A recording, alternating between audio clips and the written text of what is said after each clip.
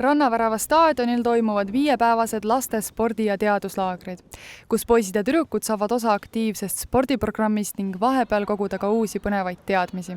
Sport ja selline vaimsed asjad on täpselt tasakaalus, et ei hakka spordist igav, et kui terve päev sporti teha, siis väsid ka ära, ei jõua enam teha. Et meil on niiviisi ära jaotatud, et kordamööda nad käivad, sport ja selline teaduskultuur ja õppimine ja nad suudavad täpselt keskenduda ja õppida nii palju kui vaja ja sporditrennis on ka energiat piisavalt. Iga laagripäev algab ja lõpeb spordiga. Peamiselt mängitakse jalgpalli.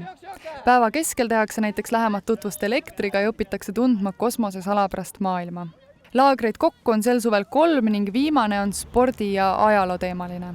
Umbes sarnane, et spordilaager ja samas ka selline kultuur, et erinevad muuseumid, ajaloomuuseum, meremuuseum, kõik erinevad muuseumid käiakse läbi, seal on giidid, tutvustavad vastavalt siis ekspositsiooni, mis seal on, ehk siis suurepärane laager, kus on sport ja niisugune hariduslik täpselt õiges vahekorras. Siin on väga äge olnud, ma tahaks isegi kauemaks jääda. Mis sulle kõige rohkem meeldib siin? Trenni teha. Mis sul kõige rohkem meeldib? Jalgpall! Aga kuidas sulle teadustunnid, loengud meeldivad? Vinge! Laagrisse on oodatud kõik 7–12-aastased poisid ja tüdrukud ning osalemiseks kirjutada meiliaadressile info@jkvolta.ee.